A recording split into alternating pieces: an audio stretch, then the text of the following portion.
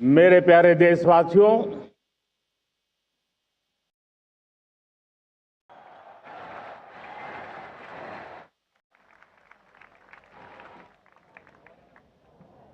आजादी का ये महापर्व 140 करोड़ संकल्पों का पर्व है। आजादी का ये पर्व सामूहिक सिद्धियों का गौरव का पल है। हर हृदय उमंग से भरा हुआ है। देश एकता की भावना को निरंतर मजबूती दे रहा है। 140 करोड़ देशवासी आज तिरंगे के रंग में रंगे हैं। हर घर तिरंगा, भारत के हर कोने से, चाहे रेगिस्तान हो या हिमालय की चोटियां, समंदर के तट हो या घनी आबादी वाले क्षेत्र, हर तरफ से एक ही गुंज है, एक ही जयकारा है। हमारी प्राण से भी प्यारी मातृभूमि का जयगान है।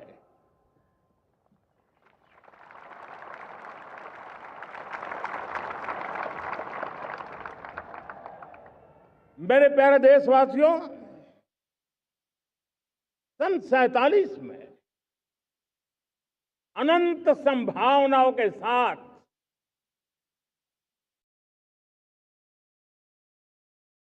कोटि कोटि भुजाओं के सामर्थ्य के साथ हमारा देश आजाद हुआ। इसकी आकांक्षाएं उड़ाने भर रही थी, लेकिन चुनौतियां उससे भी कुछ ज्यादा थी।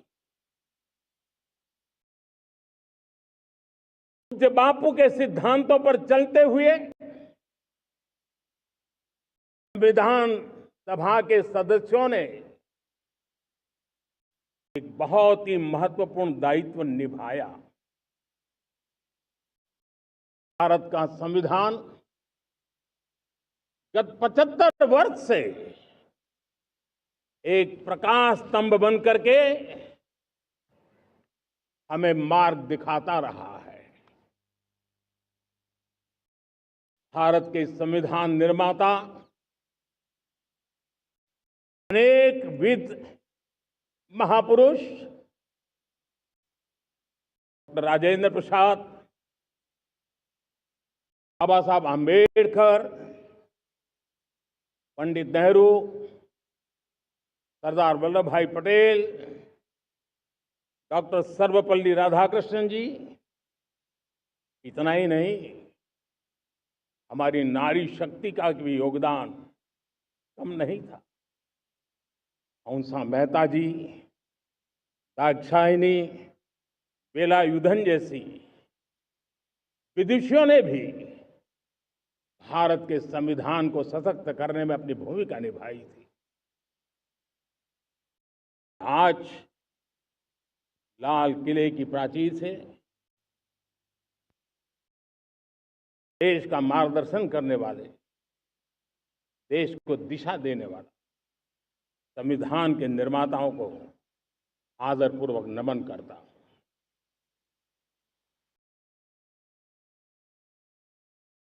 मेरे प्यारे देशवासियों, हम आज डॉक्टर श्यामा प्रसाद मुखर्जी की 125वीं जयंती भी मना रहे हैं। डॉक्टर श्यामा प्रसाद मुखर्जी भारत के संविधान के लिए बलिदान देने वाले देश के पहले महापुरुष थे। संविधान के लिए बलिदान, धारा 370 की दीवार गिराकर एक देश एक संविधान के मंत्र को जब हमने साकार किया तो हमने डॉक्टर श्यामा प्रसाद मुखर्जी को सच्ची श्रद्धांजलि दी। लाल किले पर आज कई विशेष महानुभाव उपस्थित हैं। दूर सुदूर गांव के पंचायतों के सदस्य हैं, ड्रोन दीदी के प्रतिनिधि हैं, लखपति दीदी की प्रतिनिधि हैं, खेल जगत से जुड़े लोग हैं, राष्ट्र जीवन में कुछ न कुछ देने वाले यहां महानुभाव उपस्थित हैं। एक प्रकार से यहां मेरी आंखों के सामने मैं लघु भारत के दर्शन कर रहा हूं और टेक्नोलॉजी के माध्यम से विशाल भारत के साथ भी आज लाल किला जुड़ा हुआ है। मैं आजादी के इस महापर्व पर देशवासियों का, विश्व भर में फैलाए हुए भारत प्रेमियों का, हमारे मित्रों का हृदय से बहुत बहुत अभिनंदन करता हूं। साथियों, प्रकृति हम सब की परीक्षा ले रही है। पिछले कुछ दिनों में प्राकृतिक आपदाएं, भूस्खलन, बादलों का फटना, न जाने कितनी कितनी आपदाएं हम झेल रहे हैं। पीड़ितों के साथ हमारी संवेदना है। राज्य सरकारें और केंद्र सरकार मिलकर के बचाव के काम, राहत के काम, पुनर्वसन के काम में पूरी शक्ति से जुटे हुए हैं। साथियों, आज 15 अगस्त का एक विशेष महत्व भी मैं देख रहा। मुझे बहुत गर्व हो रहा है। आज मुझे लाल किले की प्राचीर से ऑपरेशन सिंदूर के वीर जाबाजों को सैल्यूट करने का अवसर मिला है।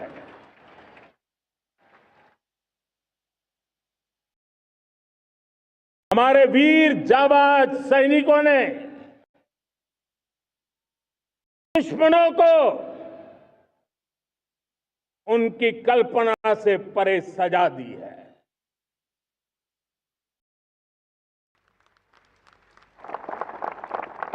और इस अपील को पहलगाम में सीमा पार से आतंकियों ने आकर के इस प्रकार का कत्ले आम किया।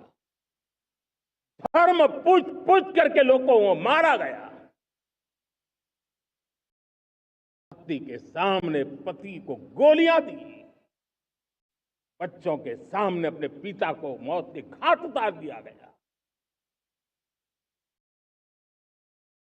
पूरा हिंदुस्तान आक्रोश से भरा हुआ था। पूरा विश्व भी इस प्रकार से संहार से चौंक गया था। मेरे प्यारे देशवासियों, ऑपरेशन सिंदूर उसी आक्रोश की अभिव्यक्ति है।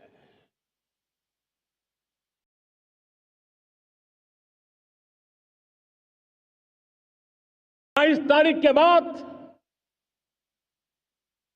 हमने हमारे सेना को खुली छूट दे दी। रणनीति वो तय करे, लक्ष्य वो तय करे, समय भी वो चुने और हमारी सेना ने वो करके दिखाया जो कई दशकों तक कभी हुआ नहीं था। सैकड़ों किलोमीटर दुश्मन की धरती पर घुस करके आतंकी हेडक्वार्टर्स को मिट्टी में मिला दिया, आतंकी इमारतों को खंडहर बना दिया।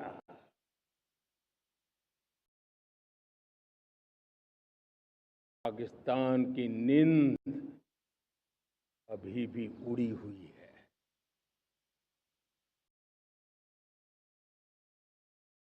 पाकिस्तान में हुई तबाही इतनी बड़ी है कि रोज नए नए खुलासे हो रहे हैं, नई नई जानकारियां आ रही हैं। मेरे प्यारे देशवासियों, हमारा देश कई दशकों से आतंक को झेलता आया हुआ है। देश के सीने को छलनी कर दिया गया है। अब हमने एक न्यू नॉर्मल प्रस्थापित किया। आतंक को और आतंकी को पालने पोसने वालों को, आतंकियों को ताकत देने वालों को अब हम अलग अलग नहीं मानेंगे।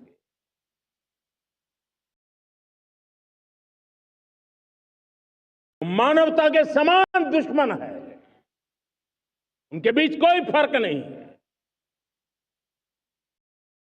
भारत ने तय कर लिया है, न्यूक्लियर की धमकियों को अब हम सहने वाले नहीं हैं। न्यूक्लियर ब्लैकमेल लंबे अरसे से चलाया, अब वो ब्लैकमेल नहीं सहा जाएगा।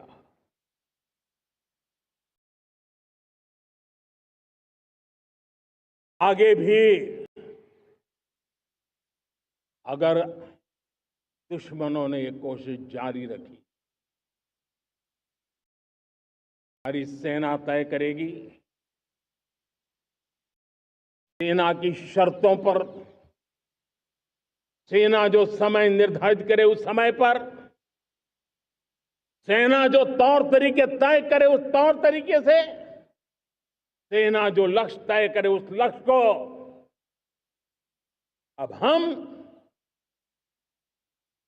अमल में ला करके रहने वाले हैं।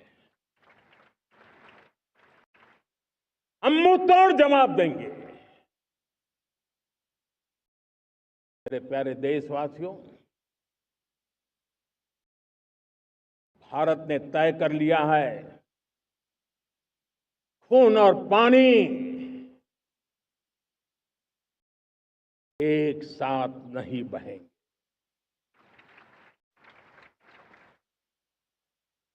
अब देशवासियों को भली भांति पता चला है कि सिंधु का समझौता कितना अन्यायपूर्ण है, कितना एक तरफा है। भारत से निकलती नदियों का पानी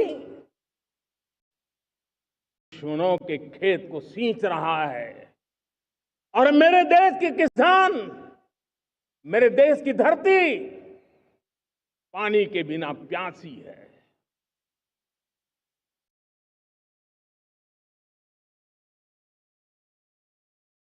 ऐसा समझौता था पिछले 7 दशक से देश के किसानों का अकल्पनीय नुकसान किया है।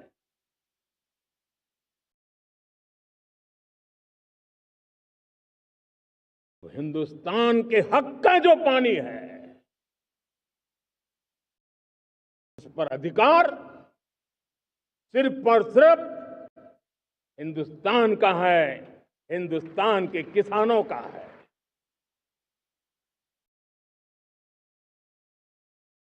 भारत कतई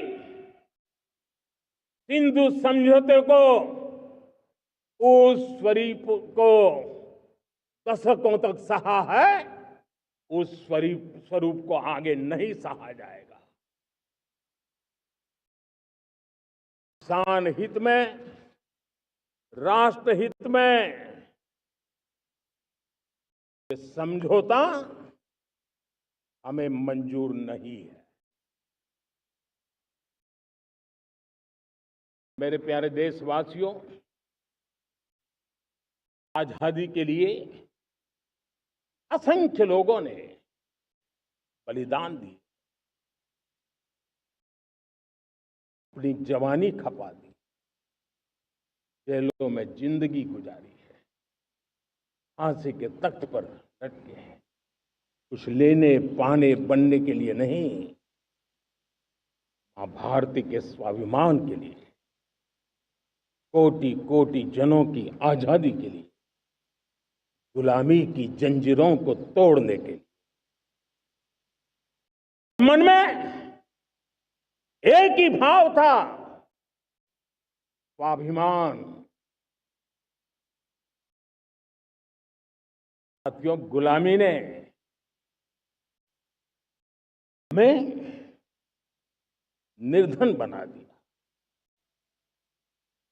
गुलामी ने हमें निर्भर भी बना दिया, औरों पर हमारी निर्भरता बढ़ती गई। सब जानते हैं, आजादी के बाद कोटि कोटि जनों के पेट भरना बड़ी चुनौती थी। लेकिन यही मेरे देश के किसान हैं जिन्होंने खून पसीना एक करके देश के अन्न के भंडार भर दिए।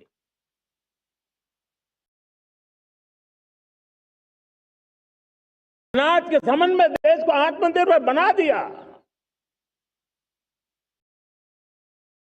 एक राष्ट्र के लिए आत्मसम्मान की सबसे बड़ी कसौटी आज भी उसकी आत्मनिर्भरता है। मेरे प्यारे देशवासियों, विकसित भारत का आधार भी है आत्मनिर्भर भारत।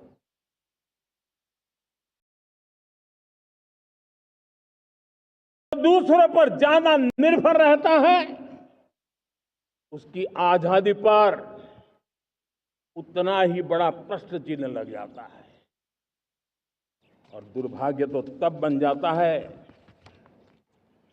जब निर्भरता की आदत लग जाए, पता ही ना चले हम कब आत्मनिर्भरता छोड़ रहे हैं और कब किसी के निर्भर हो जाते हैं।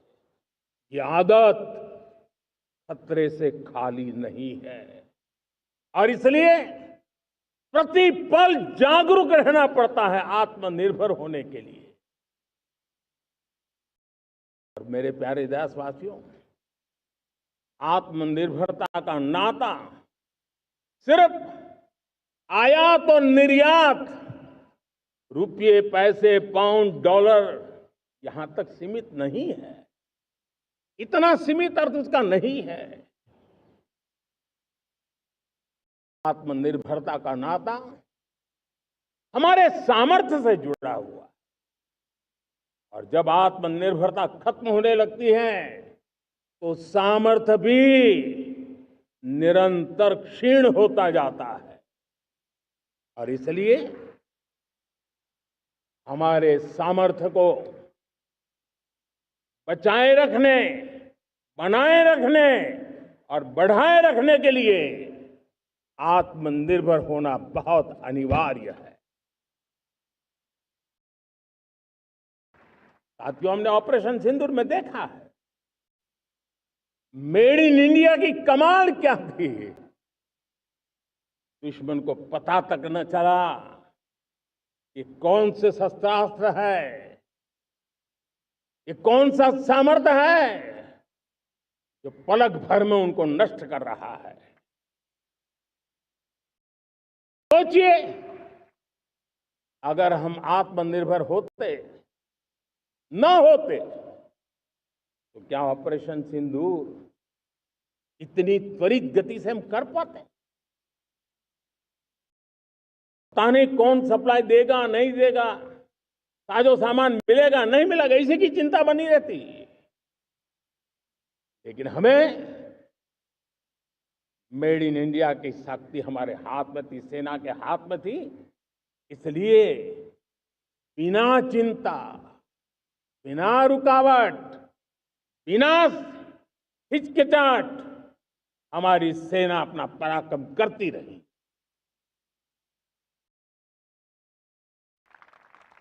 और ये पिछले 10 साल से लगातार डिफेंस के क्षेत्र में आत्मनिर्भरता पर हम एक मिशन लेकर के चले हैं, उसके नतीजे आज नजर आ रहे हैं।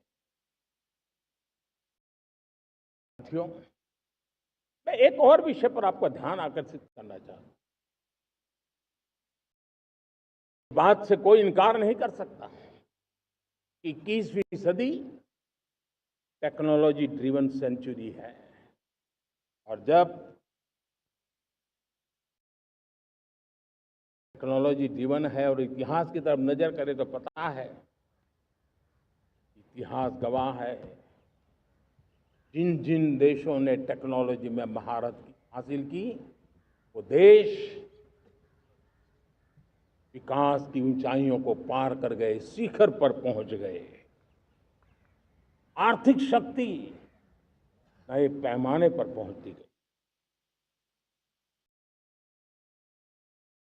हम जब टेक्नोलॉजी के अलग अलग आयामों की बात करते हैं, तो मैं आपका ध्यान आकर्षित करता हूं सेमीकंडक्टर्स पे। उदाहरण के तौर पे बताता हूं,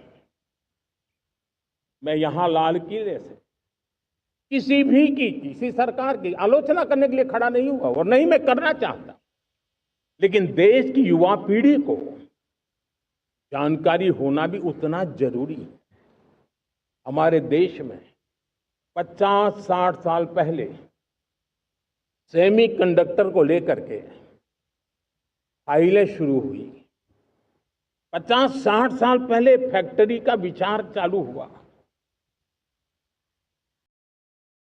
आप मेरे नौजवानों जान करके हैरान हो जाएंगे, आज सेमीकंडक्टर जो पूरी दुनिया की एक ताकत बन गया है, 50-60 साल पहले वो विचार,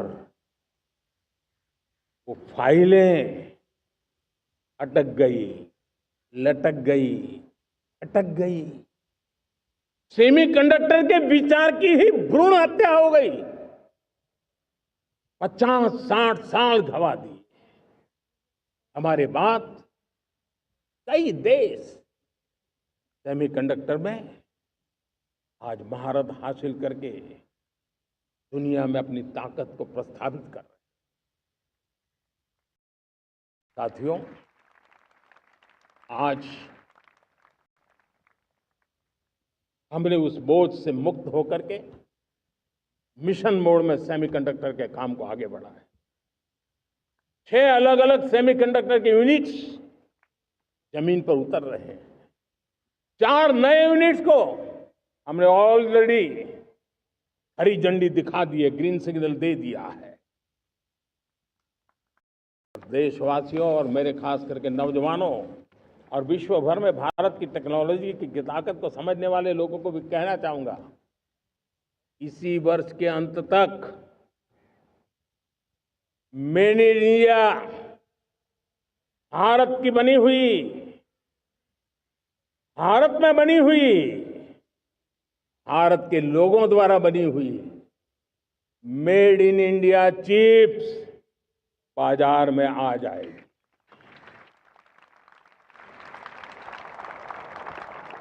मैं दूसरा उदाहरण देना चाहता हूं। अब ऊर्जा के क्षेत्र में हम सब जानते हैं कि हम एनर्जी के लिए बहुत सारे देशों पर डिपेंडेंट है। पेट्रोल हो, डीजल हो, गैस हो, लाखों करोड़ रुपए हमें खर्च करके लाना पड़ता है। हमें इस संकट से देश को आत्मनिर्भर बनाना, ऊर्जा में आत्मनिर्भर बनाना बहुत जरूरी है।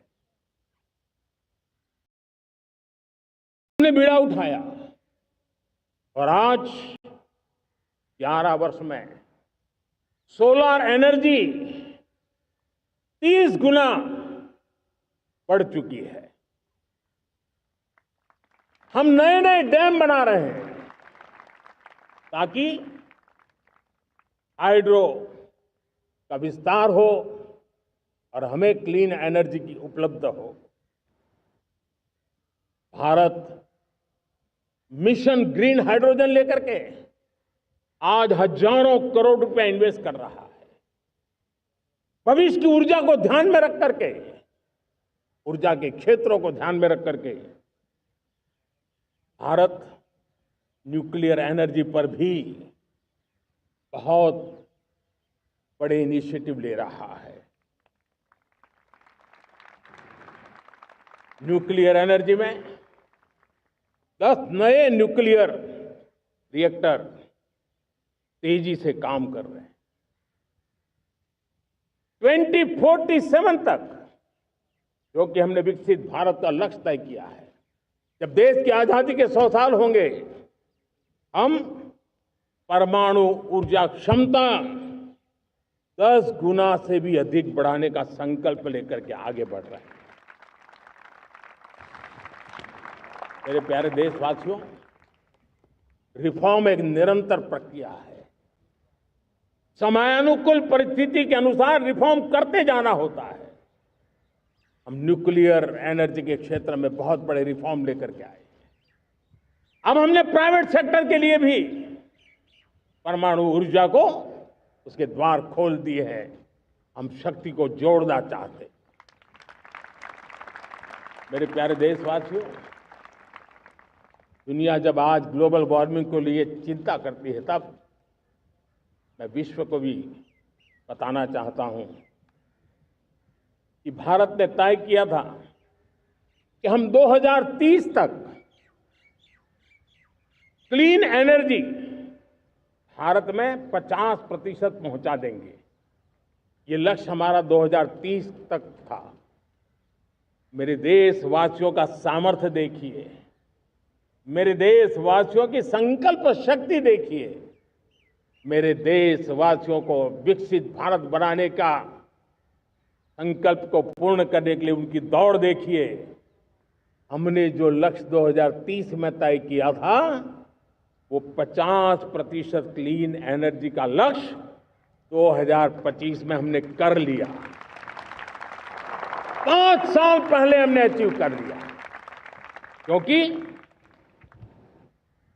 विश्व के प्रति भी हम उतने ही संवेदनशील हैं, प्रकृति के प्रति भी उतने ही हम जिम्मेवार लोग हैं। मेरे प्यारे देशवासियों, बजट का बहुत बड़ा हिस्सा ये पेट्रोल, डीजल, गैस, इन सबको लाने के लिए खर्च होता था। लाखों करोड़ रुपए चले जाते थे। अगर हम ऊर्जा में डिपेंडेंट न होते, वो धन मेरे देश के नौजवानों के भविष्य के लिए काम आता। वो धन मेरे देश के गरीबों को गरीबी के खिलाफ लड़ाई लड़ने में काम आता। वो धन मेरे देश के किसानों के कल्याण में काम आता। वो धन मेरे देश के गांव की परिस्थिति को पलटने के लिए काम आता। लेकिन हमें विदेशों को देना पड़ रहा है। अब हम आत्मनिर्भर बनने की दिशा में काम कर रहे हैं। देश को विकसित बनाने के लिए हम अब समुद्र मंथन की तरफ भी जा रहे हैं। हमारे समुद्र के मंथन को आगे बढ़ाते हुए हम समुद्र के भीतर के तेल के भंडार, गैस के भंडार, उसको खोजने की दिशा में एक मिशन मोड में काम करना चाहते हैं। और इसलिए भारत ने national deep water exploration mission शुरू करने जा रहा है। ये ऊर्जा इंडिपेंडेंट बनने के लिए ये हमारी महत्वपूर्ण घोषणा है। मेरे प्यारे देशवासियों, आज पूरा विश्व क्रिटिकल मिनरल को लेकर के बहुत ही सतर्क हो गया है। उसके सामर्थ्य को लोग भली भांति समझने लगे हैं। कल तक जिस तरफ ज्यादा ध्यान नहीं था, वो आज सेंटर स्टेज पे है। हमारे लिए भी क्रिटिकल मिनरल्स में आत्मनिर्भरता बहुत अनिवार्य है। एनर्जी का सेक्टर हो, इंडस्ट्री का सेक्टर हो, रक्षा क्षेत्र हो, टेक्नोलॉजी के हर क्षेत्र हो, आज क्रिटिकल मिनरल्स की टेक्नोलॉजी के अंदर बहुत अहम भूमिका है। और इसलिए नेशनल क्रिटिकल मिशन हमने लॉन्च किया है। 1200 से अधिक स्थानों पर खोज का अभियान चल रहा है और हम क्रिटिकल मिनरल में भी आत्मनिर्भर बनने की दिशा में आगे बढ़ रहे हैं। मेरे प्यारे देशवासियों, स्पेस सेक्टर का कमाल तो हर देशवासी देख रहा, गर्व से भर जा रहा। और हमारे group captain Shubhanshu Shukla space station से लौट चुके हैं और आने वाले कुछ दिनों में वो भारत भी आ रहे हैं। हम स्पेस में भी अपने दम पर आत्मनिर्भर भारत गगनयान की तैयारी कर रहे हैं। हम अपने बलबूते पर हमारा अपना स्पेस स्टेशन बनाने की दिशा में हम काम कर रहे हैं। और पिछले दिनों स्पेस में जो रिफॉर्म किए गए, मुझे बहुत गर्व हो रहा है। मेरे देश के 300 से ज्यादा स्टार्टअप्स आप सिर्फ और सिर्फ स्पेस सेक्टर में काम कर रहे हैं और उन 300 स्टार्टअप में हजारों नौजवान पूरे सामर्थ्य के साथ जुटे हैं। ये है मेरे देश के नौजवानों की ताकत और ये है हमारे देश के नौजवानों के प्रति विश्वास। मेरे प्यारे देशवासियों, 140 करोड़ भारतवासी 2047 में जब आजादी के 100 साल होंगे, विकसित भारत के संकल्प को परिपूर्ण करने के लिए पूरी ताकत से जुटे हैं। इस संकल्प की पूर्ति के लिए भारत आज हर सेक्टर में आधुनिक इकोसिस्टम तैयार कर रहा है और आधुनिक इकोसिस्टम हर क्षेत्र में हमारे देश को आत्मनिर्भर बनाएगा। आज मेरा लाल किले की प्राचीर से मेरे देश के युवा वैज्ञानिकों को, मेरे टैलेंटेड यूथ को, मेरे इंजीनियर्स को और प्रोफेशनल्स को और सरकार के हर विभागों को भी मेरा आह्वान है, क्या हमारा अपना made in India fighter jets के लिए जेट इंजन हमारा होना चाहिए कि नहीं होना चाहिए?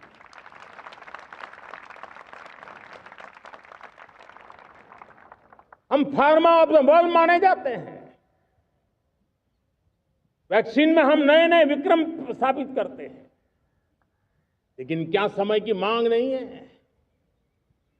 हम रिसर्च और डेवलपमेंट में और ताकत लगाएं, हमारे अपने पेटेंट हो,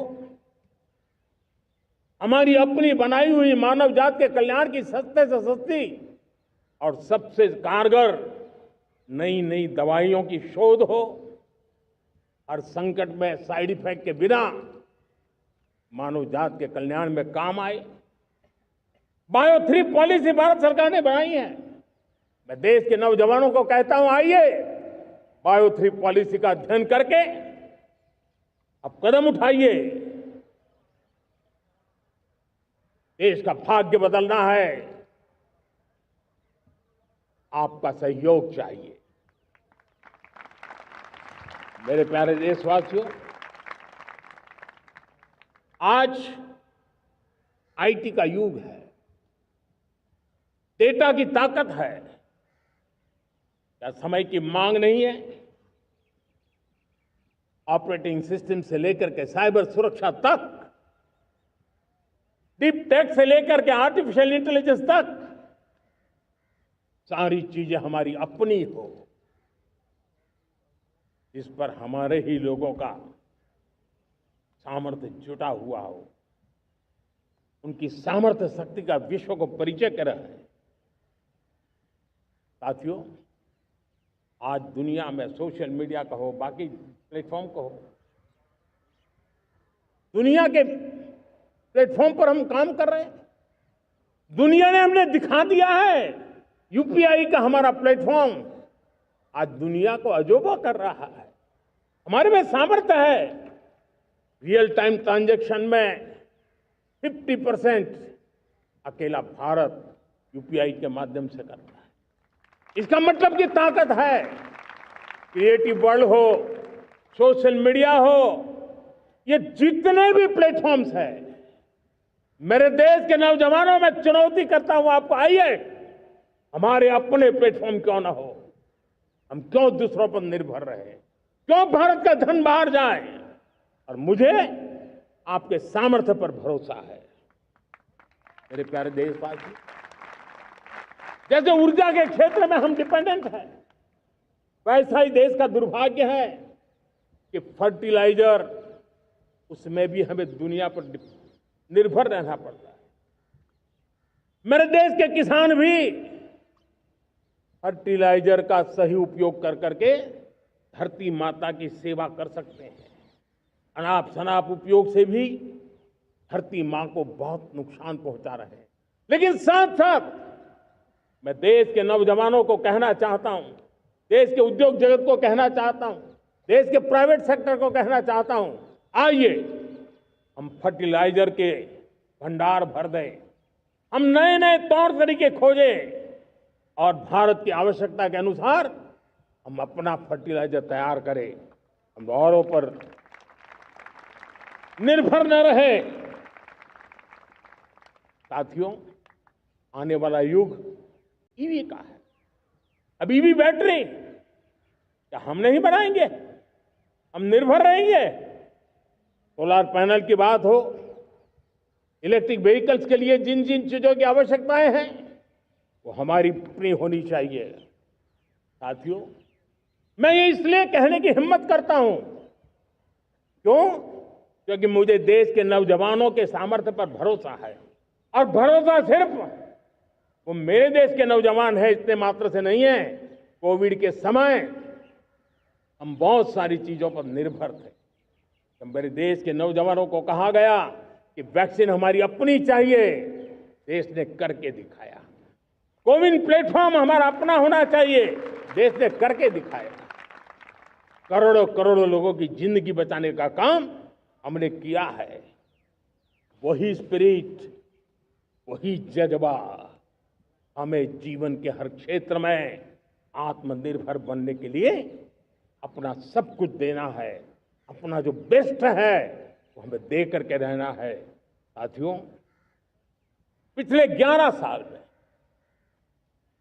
एंटरप्रेन्योरशिप, उद्यमशीलता को बहुत बड़ी ताकत मिली।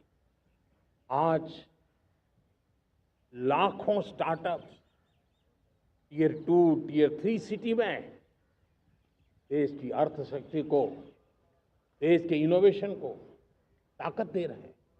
उसी प्रकार से मुद्रा योजना से हमारे देश के करोड़ों नौजवान, उसमें भी हमारी बेटियां, करोड़ों करोड़ों लोग मुद्रा से लोन लेकर के अपना खुद का कारोबार कर रहे हैं। खुद तो अपने पैरों पर खड़े हुए हैं, लेकिन औरों को भी पैरों पर खड़े रहने की ताकत देते हैं। वे भी एक प्रकार से हर व्यक्ति को आत्मनिर्भर बनाने का अवसर दे रही है। मेरे साथियों, विमेन सेल्फ हेल्प ग्रुप किसी का ध्यान नहीं था। पिछले 10 साल में विमेन सेल्फ हेल्प ग्रुप ने कमाल करके दिखाया। आज उनके प्रोडक्ट दुनिया के बाजार में जाने लगे हैं। लाखों करोड़ों का कारोबार हमारे विमेन सेल्फ हेल्प ग्रुप करते हैं। मैंने एक बार मन की बात में खिलौने की बात कही थी। हम करोड़ों करोड़ रुपए के खिलौने विदेश से लाते थे। मैंने ऐसे ही मन की बात में कहा, करे मेरे देश के नौजवानों, ऐसा भी करें नहीं क्या, किलो भी बाहर जाएंगे। और आज मैं गर्व से कहता हूं कि मेरा देश खिलौने एक्सपोर्ट करने लग गया है। यानी देश के सामर्थ्य को हर प्रकार के अवसर मिले, हर रुकावटों से मुक्ति मिले, उसको सर्वाधिक करने के लिए प्रेरित किया जाए। देश कर सकता है। मैं देश के युवाओं से कहता हूं, आइए आप इनोवेटिव आइडियाज लेकर के, आपके आइडियाज को मरने मत देना दोस्तों। आज का आपका आइडिया हो सकता है आने वाली पीढ़ी का भविष्य बना सकता है। मैं आपके साथ खड़ा हूं, मैं आपके लिए काम करने के लिए तैयार हूं, आपका साथी बन के काम करना तैयार हूं। आप आइए, हिम्मत जुटाइए, इनिशिएटिव लीजिए। जो युवा मैन्युफैक्चरिंग के बारे में सोचते हैं, आइए आगे बढ़िए। सरकार के नियमों में बदलाव करना है, मुझे बताइए। अब देश रुकना नहीं चाहता है। 2047 दूर नहीं है। एक एक पल की कीमत है और हम एक भी पल गंवाना नहीं चाहते दोस्तों।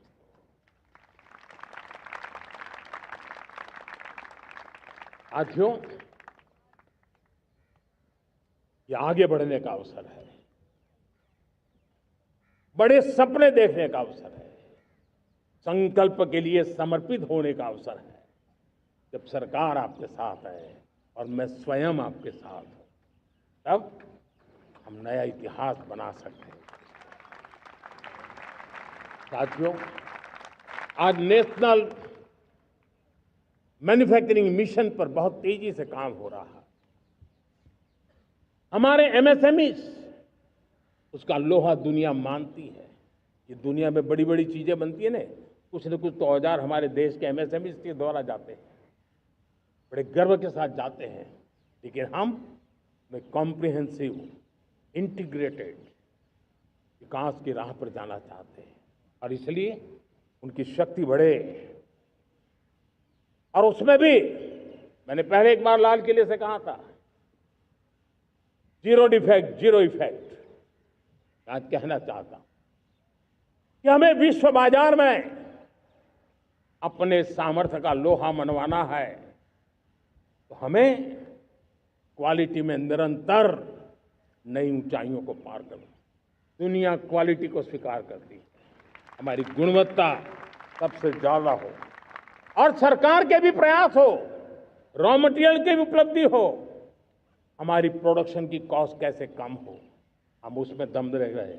और साथियों, हम सभी जो उत्पादन के क्षेत्र में लगे हैं, उन सबका मंत्र होना चाहिए, दाम कम लेकिन दम ज्यादा। हमारी हर प्रोडक्ट का दम ज्यादा हो लेकिन दाम कम हो। इस भाव को लेकर के हमें आगे बढ़ना है। मेरे प्यारे देशवासियों, आजादी के लिए अनगिनत लोगों ने बलिदान दिए हैं। मैंने पहले भी कहा, जवानी खपा दी, फांसी पे लटक गए।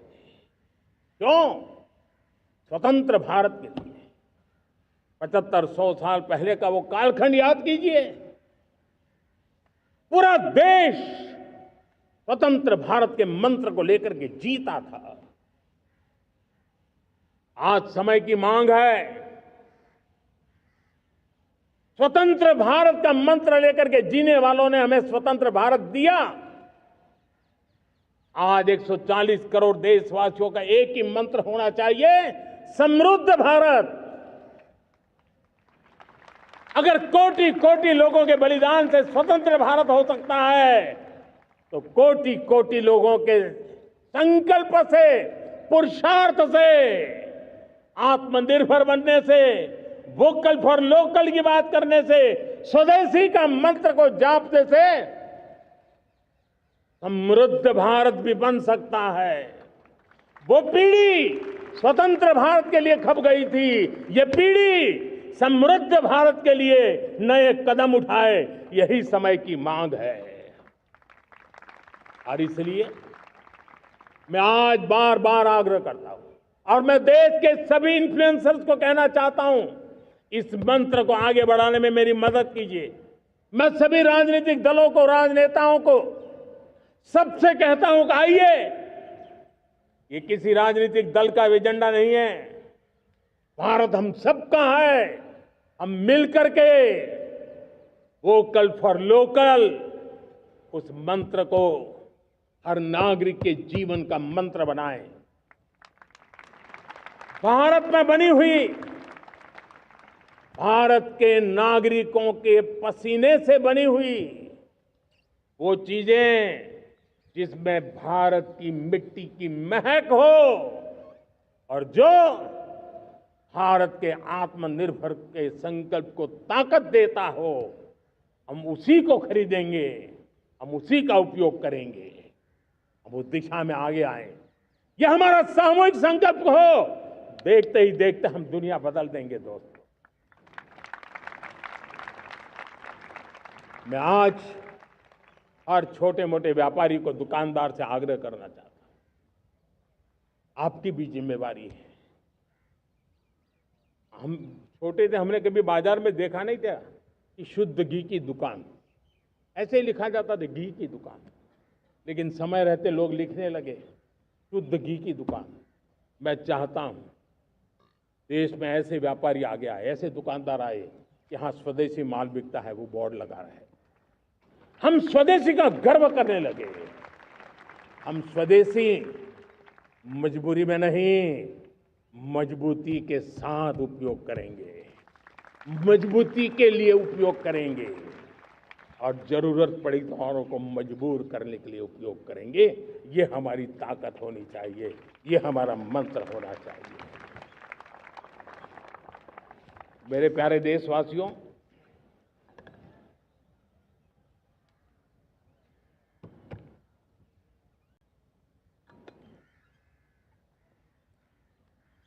मुझे बहुत लंबे समय से सरकार में काम करने का अवसर मिला है। मैंने कई सारे उतार चढ़ाव देखे हैं, सरकारों की मुसीबतों से भी मैं परिचित हूं, व्यवस्थाओं की मर्यादाओं से भी परिचित हूं, लेकिन उसके बावजूद भी हमारी जिम्मेवारी है कि हम किसी की लकीर को छोटी करने में अपनी ताकत बर्बाद न करें। मैं बड़े अनुभव से कहता हूं, किसी दूसरे की लकीर छोटी करने के लिए अपनी ऊर्जा हमें नहीं खपानी है। हमें पूरी ऊर्जा के साथ हमारी लकीर को लंबा करना है।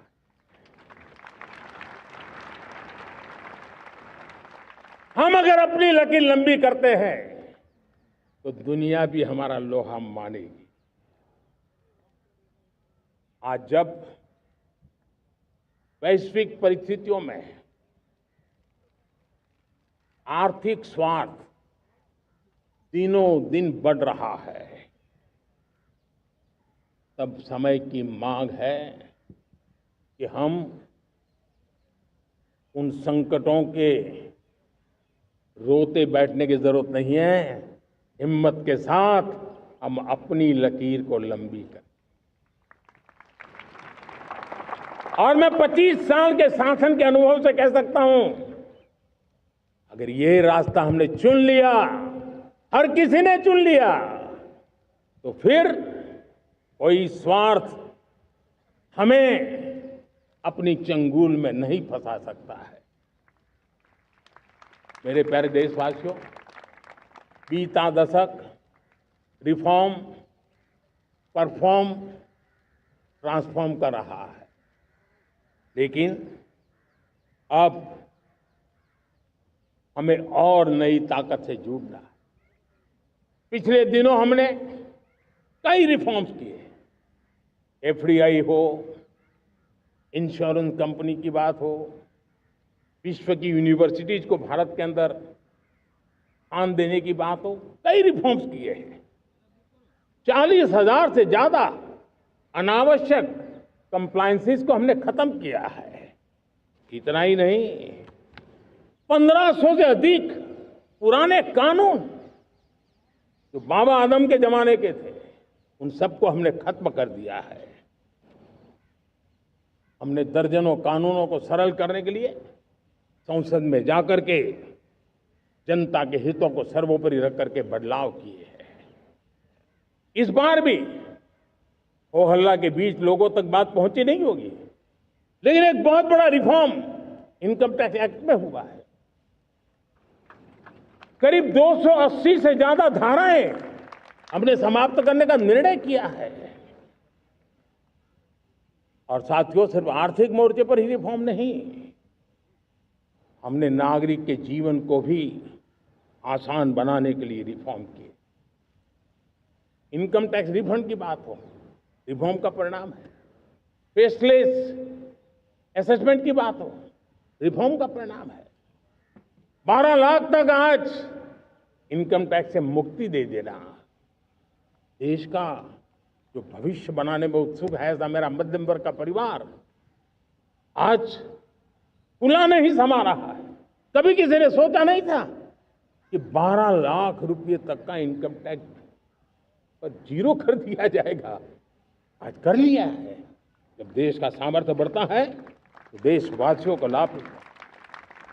अंग्रेजों के जमाने से दंड संहिता में हम दबे पड़े थे, दंड का भय दिखा करके जीवन चल रहा था। 75 साल आजादी के ऐसे ही गए। हमने दंड संहिता को खत्म कर दिया, न्याय संहिता को ले आए हैं। न्याय संहिता में भारत के नागरिक के प्रति विश्वास का भाव है, भारत के नागरिक के अंदर अपनेपन का भाव है, संवेदनशीलताओं से भरा हुआ है। हमने रिफॉर्म की यात्रा को तेज करने के लिए बीड़ा उठाया। हम बहुत तेजी से आगे बढ़ना चाहते हैं। मैं चाहता हूं देशवासियों, देश के लिए कर रहा हूं, मैं मेरे लिए नहीं कर रहा हूं, किसी का बुरा करने के लिए नहीं कर रहा हूं।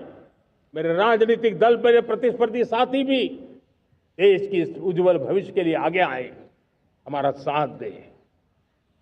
स्ट्रक्चरल रिफॉर्म्स की बात हो, रेगुलेटरी रिफॉर्म्स की बात हो, पॉलिसी रिफॉर्म की चर्चा हो, प्रोसेस रिफॉर्म की चर्चा हो, प्रोसीड्यूरल रिफॉर्म्स करने की जरूरत हो, हर प्रकार के रिफॉर्म्स ये आज हमने मकसद बना करके चले हैं। और मेरे प्यारे देशवासियों, नेक्स्ट जनरेशन रिफॉर्म्स के लिए हमें एक टास्क फोर्स गठित करने का निर्णय किया है। ये टास्क फोर्स समय सीमा में इस काम को पूरा करे, वर्तमान नियम, कानून, नीतियां, रीतियां 21वीं सदी के अनुकूल, वैश्विक वातावरण में अनुकूल और भारत को 2047 में विकसित राष्ट्र बनाने के संदर्भ में नए सिरे से तैयार हो और उसका समय सीमा में अपना कार्य पूरा करने के लिए इस टास्क फोर्स की रचना की है। साथियों, ये रिफॉर्म के कारण जो नए लोग अपना भविष्य बनाने चाहते हैं उनको तो हिम्मत मिलेगी। हमारे स्टार्टअप्स हो, हमारे लघु उद्योग हो, हमारे गृह उद्योग हो, उन उद्यमियों को उनकी कंप्लायंस कॉस्ट बहुत कम हो जाएगी और उसके कारण उनको एक नई ताकत मिलेगी। जो एक्सपोर्ट की दुनिया में उनको लॉजिस्टिक सपोर्ट के कारण, व्यवस्थाओं में बदलाव के कारण उनको एक बहुत बड़ी ताकत मिलेगी। साथियों, ऐसे ऐसे कानून है हमारे देश में, छोटी छोटी चीजों के लिए जेल में डालने के कानून है। आप हैरान हो जाएंगे, किसी ने नजर नहीं दौड़ाई। मैं पीछे लगा हूं ये मेरे देश के नागरिकों को जेल में बंद करने वाले जो अनावश्यक कानून है वो खत्म होने चाहिए। हम संसद में पहले भी बिल लाए थे, इस बार भी लेके आए हैं। साथियों, इस दिवाली में आपकी डबल दिवाली का काम मैं करने वाला हूं। इस दिवाली में आपको एक बहुत बड़ा तोहफा देशवासियों को मिलने वाला है। पिछले 8 साल से हमने जीएसटी का बहुत बड़ा रिफॉर्म किया। पूरे देश में टैक्स के बर्डन को कम किया, टैक्स की व्यवस्थाओं को सरल किया और 8 साल के बाद समय की मांग है कि हम एक बार उसको रिव्यू करें। हमने एक हाई पावर कमेटी को बिठा करके रिव्यू शुरू किया, राज्यों से भी विचार विमर्श किया और मेरे प्यारे देशवासियों, हम नेक्स्ट जनरेशन जीएसटी रिफॉर्म्स लेकर के आ रहे हैं। ये दिवाली के अंदर आपके लिए तोहफा बन जाएंगे। सामान्य मानवीय की जरूरतों के टैक्स भारी मात्रा में कम कर दिए जाएंगे। बहुत बड़ी सुविधा बढ़ेगी। हमारे एमएसएमई, हमारे लघु उद्यमी, इनको बहुत बड़ा लाभ मिलेगा। रोजमर्रा की चीजें बहुत सस्ती हो जाएगी और उससे इकोनॉमी को भी एक नया बल मिलने वाला है। मेरे प्यारे देशवासियों, आज देश तीसरी बड़ी इकोनॉमी बनने के लिए समय तेज गति से आगे बढ़ रहा है। हम दरवाजे खटखटा रहे हैं और बहुत तेजी से हम उसको अचीव भी कर लेंगे। और कोई तो दिन होगा मैं आपके बीच आकर के लाल किले की प्राचीर से ये खबर भी सुनाऊंगा।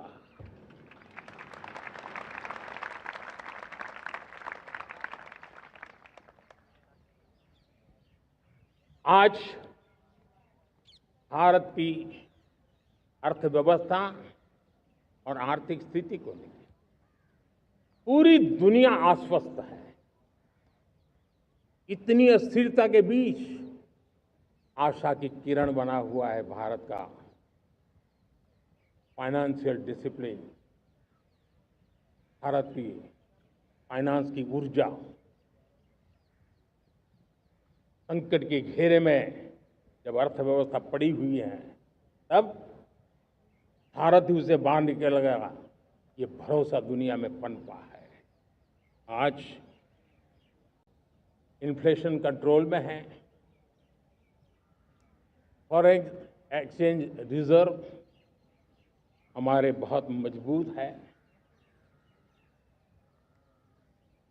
हमारे मैक्रो इकोनॉमिक इंडिकेटर्स बहुत मजबूत है। ग्लोबल रेटिंग एजेंसी भी लगातार भारत की सराहना करती हैं। भारत की अर्थव्यवस्था पर ज़्यादा से ज़्यादा विश्वास व्यक्त कर रही है। ये बढ़ती हुई अर्थव्यवस्था का लाभ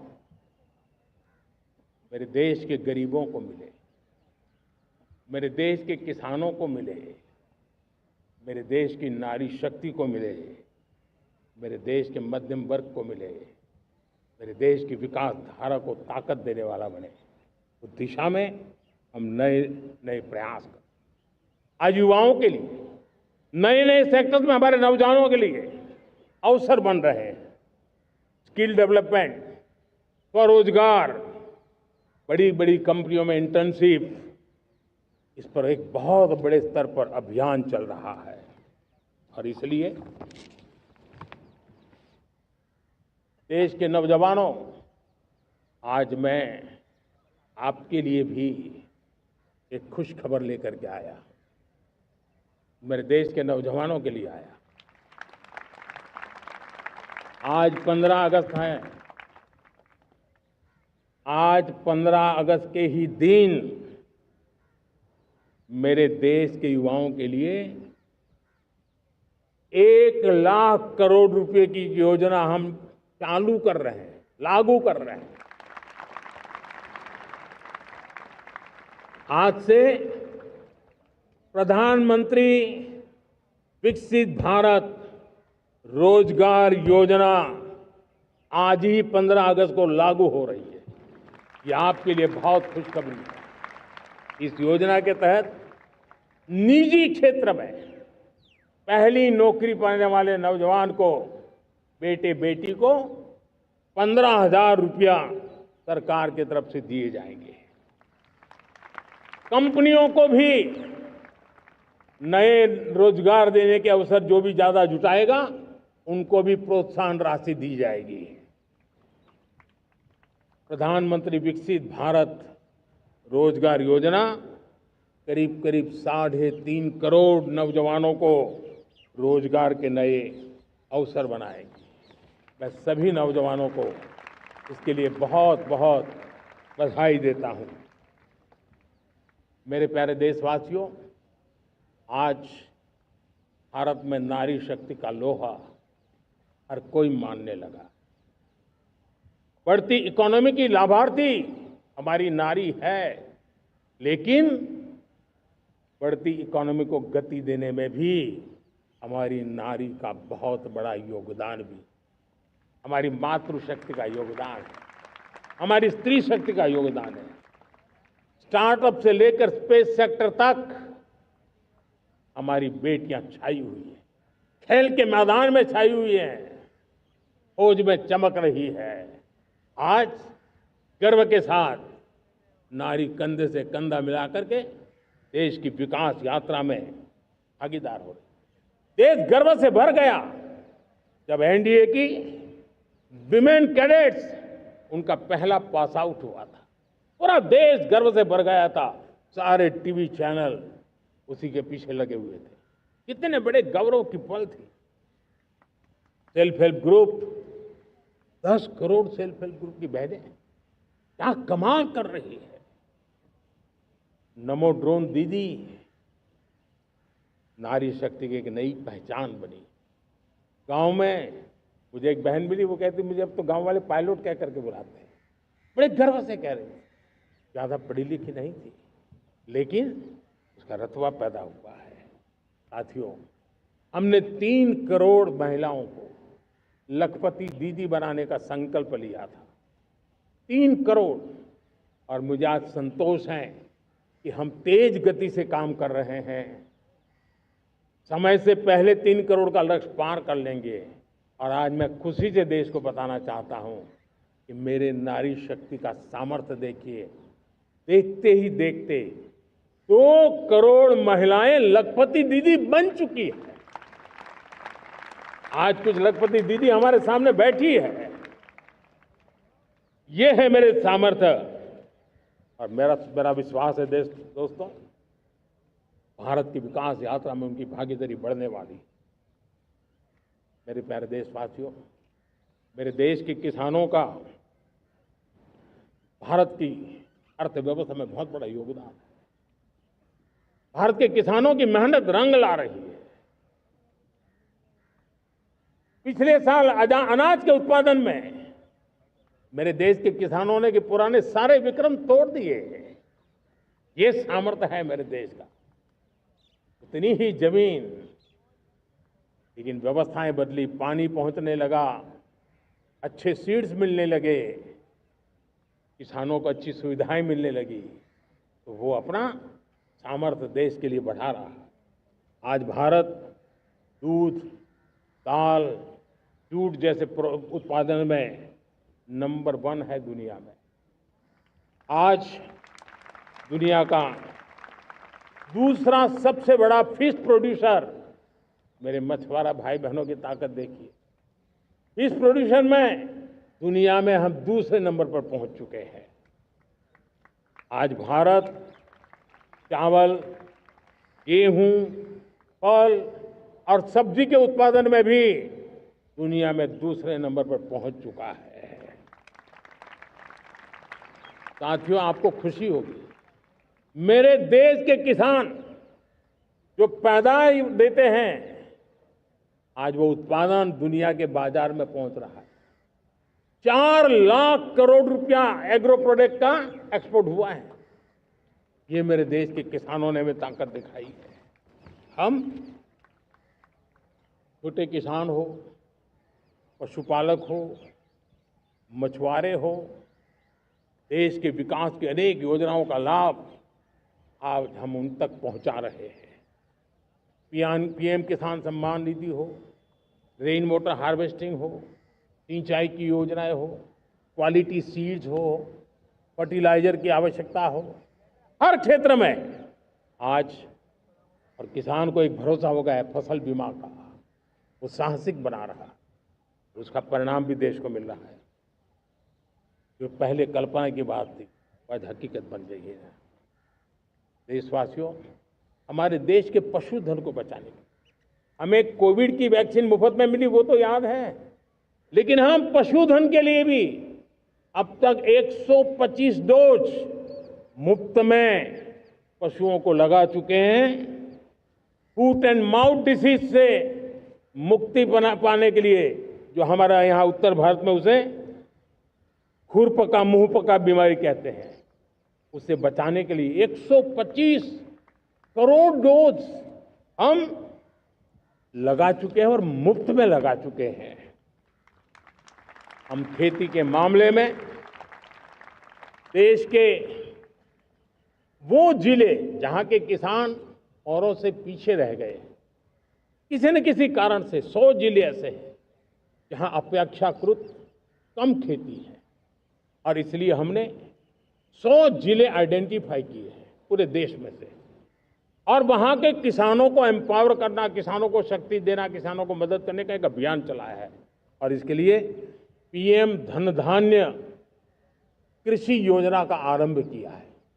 पीएम धन धान्य कृषि योजना वो देश के 100 जिले जहां थोड़ी सी भी मदद कर देंगे तो वहां का किसान भी भारत के अन्य किसानों की बराबरी कर देगा। मेरे प्यारे देशवासियों, भारत के किसान, भारत के पशुपालक, भारत के मछुआरे, ये हमारी सबसे बड़ी प्राथमिकता है। भारत के किसान, भारत के मछुआरे, भारत के पशुपालक, उनसे जुड़ी किसी भी अहितकारी नीति के आगे मोदी दीवार बन के खड़ा है।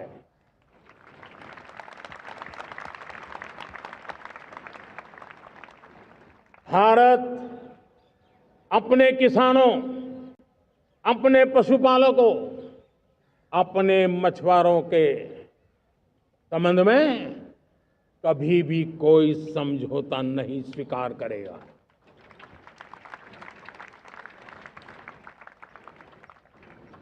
प्यारे देशवासियों, गरीबी क्या होती है मुझे किताबों में पढ़ना नहीं पड़ा है, मैं जानता, सरकार में भी रहा हूं, और इसलिए मेरी कोशिश रही है कि सरकार फाइलों में नहीं होनी चाहिए। सरकार देश के नागरिकों की लाइफ में होनी चाहिए। दलित हो, पीड़ित हो, शोषित हो, वंचित हो, उनके लिए सकारात्मक रूप से सरकारें प्रोएक्टिव हो, सरकारें प्रो पीपल हो, उस दिशा में हम निरंतर प्रयास कर रहे हैं। समाज के हर जरूरत व्यक्ति के लिए, कुछ लोगों को लगता है कि सरकार की योजनाएं पहले भी आती थी, जी नहीं, हम सरकार की योजनाओं को जमीन पर उतार रहे हैं, सैचुरेशन पर बल देते हैं, और सामाजिक न्याय का अगर कोई सच्चा एजुकेशन है तो सैचुरेशन में है, जिसमें कोई हकदार छूटे नहीं, हकदार के घर तक सरकार जाए और उसे अपना हक की चीजें मिले, उसके लिए हम काम कर रहे हैं। जनधन अकाउंट जब खोले गए ना, वो सिर्फ बैंक का अकाउंट था ऐसा नहीं है, उसे एक स्वाभिमान मिला था कि बैंक के दरवाजे मेरे लिए भी खुलते हैं, मैं भी बैंक के दरवाजे में जाकर के टेबल पे हाथ रख करके बात कर सकता हूं। ये विश्वास हमने जगाया है। आयुष्मान भारत ने बीमारी को सहने की आदत से मुक्ति दिलाने का और उनको अच्छे स्वास्थ्य के लिए मदद करने का काम। और जब हम वरिष्ठ नागरिकों को 5 लाख रुपए से ज्यादा मदद कर करके उनके आरोग्य की चिंता करते हैं। आज पीएम आवास 4 करोड़ गरीबों को घर मिलना मतलब जिंदगी के नए सपने वहां सजते हैं। वो सिर्फ 4 दीवारें नहीं है दोस्तों। रेहड़ी पटरी वालों के लिए पीएम स्वनिधि योजना, जो कभी ब्याज के चक्कर में फंसा रहता था, आज पीएम स्वनिधि से रेहड़ी पटरी वाला भी, और आपने देखा वो यूपीआई से पैसे लेता है, यूपीआई से पैसे देता है। ये बदलाव आखिरी व्यक्ति तक चिंता लोगों की लाइफ में सरकार होनी चाहिए। उसी के कारण ये जमीन से जुड़ी योजनाएं बनती हैं और जमीन से जुड़ी योजनाएं जमीन पर उतरती हैं और जमीन से उतरी हुई योजनाएं जीवन में बदलाव लाने का एक सशक्त माध्यम बन जाती है। एक समय था गरीब हो, पीड़ित हो, आदिवासी हो, वंचित हो, दिव्यांग हो, हमारी विधवा माताएं बहनें हो, अपने हक के लिए दर दर भटकते रहते थे। सरकारी दफ्तरों में चक्कर लगाते लगाते जिंदगी पूरी हो जाती। आज सरकार आपके दरवाजे पर आती है, सैचुरेशन के अप्रोच को लेकर के आती है। करोड़ों लाभार्थियों को सरकारी योजनाओं का लाभ मिल रहा है। डायरेक्ट बेनिफिट ट्रांसफर एक बहुत बड़ा क्रांतिकारी काम हुआ है। साथियों, गरीबी हटाओ के नारे देश ने बहुत सुने हैं, लाल किले से भी सुने, और देश सुन सुन करके थक गया था और देश ने मान लिया था कि गरीबी हट नहीं सकती है। लेकिन जब हम योजनाओं को गरीब के घर तक ले जाते हैं, विश्वास को गरीब के मन में हम पैदा करते हैं, तब मेरे देश के 25 करोड़ गरीब गरीबी को परास्त कर करके, गरीबी से बाहर निकल करके एक नया इतिहास बनाते हैं। आज 10 करोड़ गरीब और 10 वर्ष में 25 करोड़ से ज्यादा गरीब गरीबी को परास्त कर करके गरीबी से बाहर निकले हैं और एक न्यू मिडिल क्लास तैयार हुआ है। मेरे साथियों, ये न्यू मिडिल क्लास और मिडिल क्लास एक ऐसी जुगलबंदी है जिसमें एस्पिरेशन भी है, एफर्ट भी है। वो देश को आगे बढ़ाने के लिए बहुत बड़ा सामर्थ्य बनने वाली है। मेरे प्यारे देशवासियों, बहुत ही निकट भविष्य में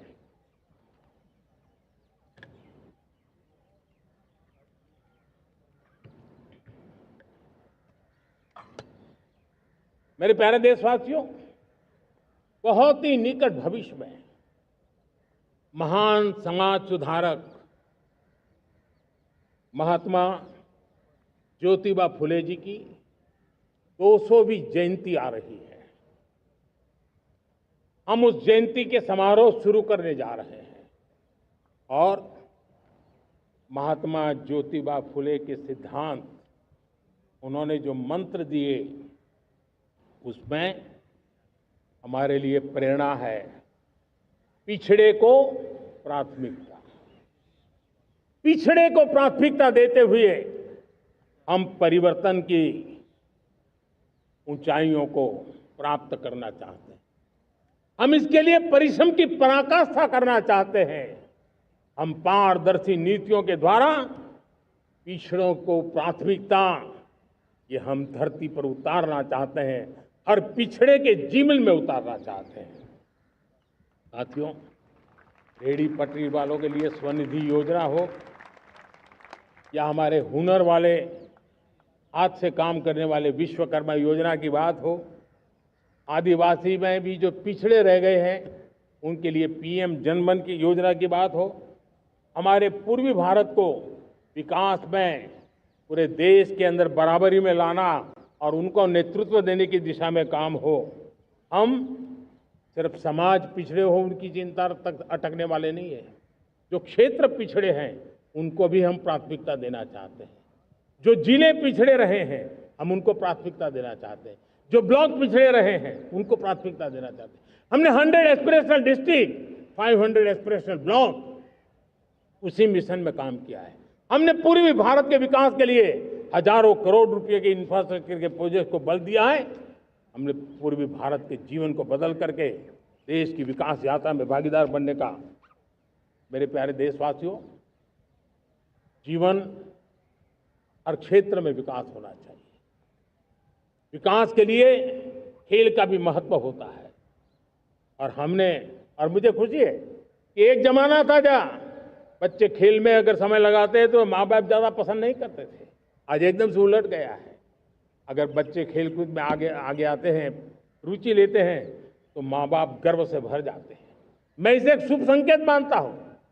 मेरे देश के परिवार के अंदर खेल को प्रोत्साहन का वातावरण मैं देखता हूं, मेरा मन गर्व से भर जाता है। मैं इसे देश के भविष्य के लिए बहुत शुभ संकेत मानता हूं।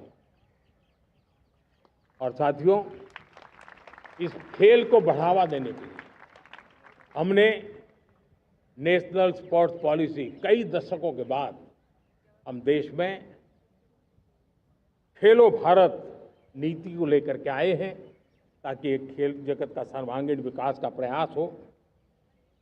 स्कूल से लेकर के ओलंपिक तक हम एक पूरा इकोसिस्टम डेवलप करना चाहते हैं, चाहे कोचिंग की व्यवस्था हो, फिटनेस की बात हो, खेल के मैदान हो, खेल की व्यवस्थाएं हो, खेल के लिए आवश्यक साधन हो, लघु उद्योगों को भी खेल के साधन बनाने में मदद करने की बात हो। यानी एक प्रकार से पूरा इकोसिस्टम हम दूर दराज के बच्चों तक पहुंचाना चाहते हैं। लेकिन साथियों, जब मैं फिटनेस की बात करता हूं, जब मैं खेलकूद की बात करता हूं, तब मैं एक चिंता भी आपके सामने रखना चाहता हूं। हमारे देश के हर परिवार को चिंता करनी चाहिए। मोटापा हमारे देश के लिए बहुत बड़ा संकट बनता जा रहा है। आने वाले वर्षों में लोग, जो पंडित लोग हैं वो कहते हैं, जो जानकार लोग कहते हैं, हर तीसरे व्यक्ति में एक व्यक्ति मोटापे का शिकार होगा। हमें मोटापे से बचना है, ओबेसिटी से बचना है। और इसलिए मैंने बाकी सब करना पड़ेगा, लेकिन एक छोटा सा सुझाव दिया था कि परिवार तय करे कि जब खाने का तेल घर में आएगा 10% कम ही आएगा और 10% कम ही उपयोग करेंगे, और हम ओबेसिटी के खिलाफ लड़ाई को जीतने की दिशा में हम अपना योगदान देंगे।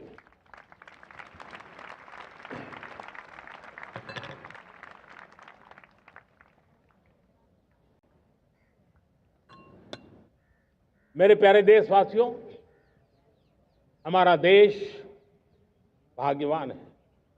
हजारों साल की विरासत के हम धनी हैं, और वो हमें निरंतर ऊर्जा मिलती है, प्रेरणा मिलती है, त्याग और तपस्या की राह मिलती है। आज गुरु तेग बहादुर, यह वर्ष गुरु तेग बहादुर जी का 350वां शहीदी वर्ष है। देश की संस्कृति की रक्षा, भारत के मूल्यों की रक्षा के लिए उन्होंने अपना सब कुछ न्योछावर कर दिया। मैं आज उनको नमन करता हूं। साथियों, हमारी संस्कृति की ताकत हमारी विविधता है। हम विविधता को सेलिब्रेट करना चाहते हैं। हम विविधता को सेलिब्रेट करने की आदत बनाना चाहते हैं। यह हमारा गौरव है कि हमारा भारत माँ का यह बगीचा कितने विविध प्रकार के फूलों से सजा हुआ है, कितनी विविधताएं हैं। ये विविधता हमारे लिए एक बहुत बड़ा, हमारी विरासत है, बहुत बड़ा गौरव है। हमने प्रयागराज के महाकुंभ में देखा भारत की विविधता को कैसे जिया जाता है। एक स्थान पर करोड़ों लोग, एक ही भाव, एक ही प्राण, एक ही प्रयास, दुनिया के लिए बहुत बड़ा अजूबा है। महाकुंभ की वो सफलता भारत की एकता की, भारत के सामर्थ्य की दुहाई देती है। साथियों, हमारा देश भाषाओं की विविधता से बहुत ही भरा हुआ है, पुलकित है। और इसीलिए हमने मराठी, असमिया, बांग्ला, पाली, प्राकृत को क्लासिकल लैंग्वेज का दर्जा दिया है।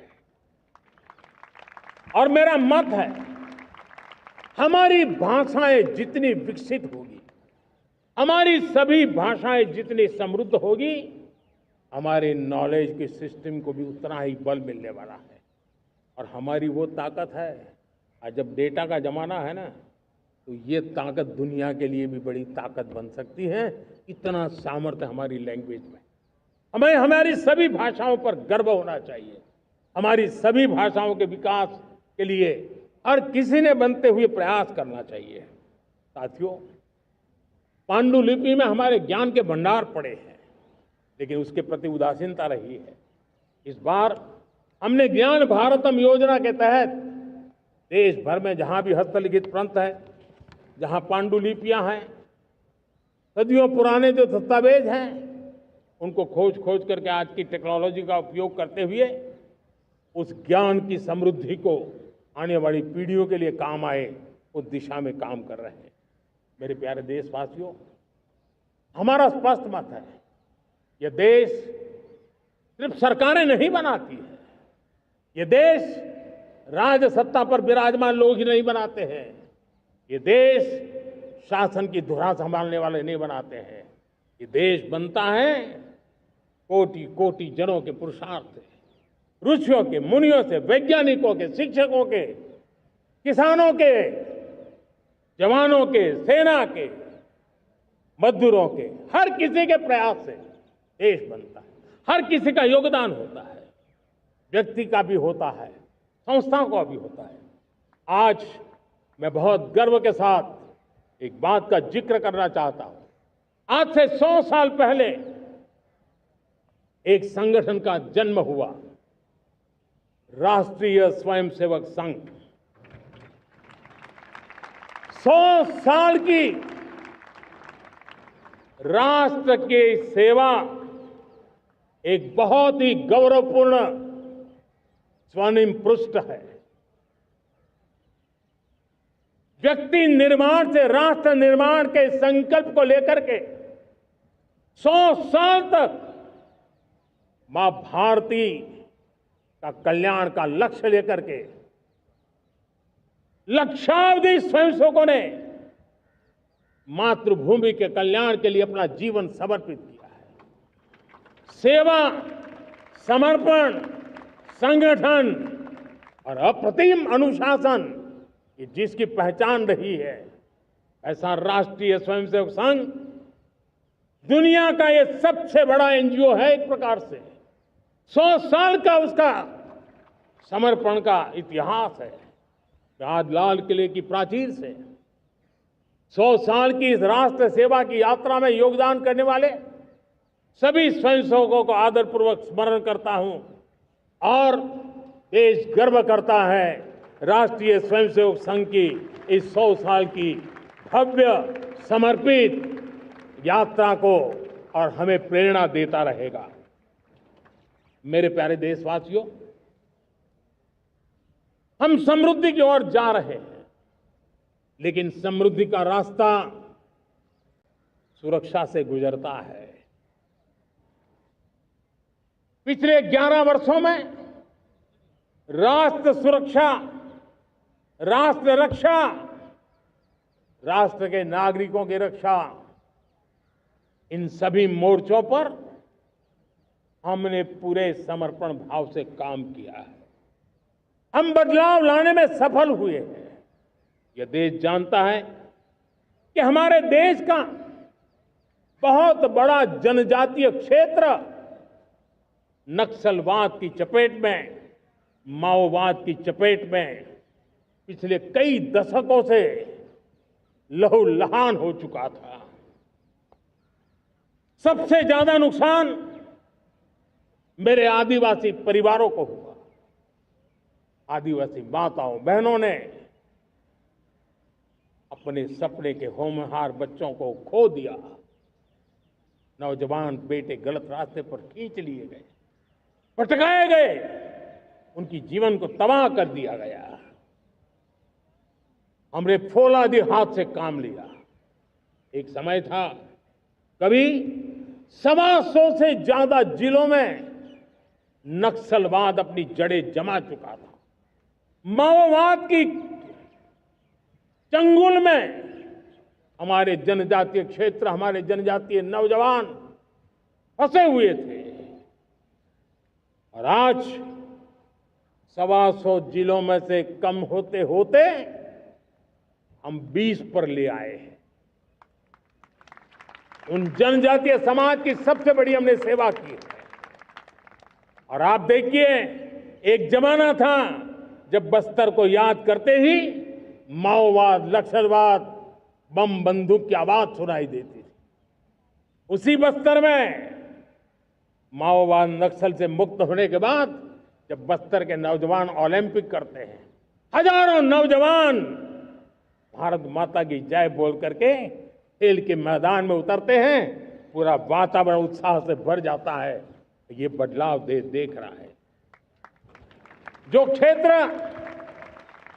कभी रेड कॉरिडोर के रूप में जाने जाते थे, वो आज विकास के ग्रीन कॉरिडोर बन रहे हैं। साथियों, हमारे लिए गर्व की बात है, भारत के नक्शे में जिन क्षेत्रों को लहूलुहान कर दिया गया था, लाल रंग से रंग दिया गया था, हमने वहां संविधान, कानून और विकास का तिरंगा फहरा दिया है।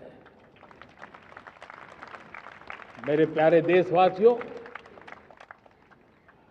ये भगवान बिरसा मुंडा की 150वीं जयंती का अवसर है। तब इन जनजातीय क्षेत्रों को नक्सल से मुक्त कर करके, मेरे जनजातीय परिवार के नौजवानों की जिंदगी बचा करके हमने भगवान बिरसा मुंडा को एक सच्ची श्रद्धांजलि दी है।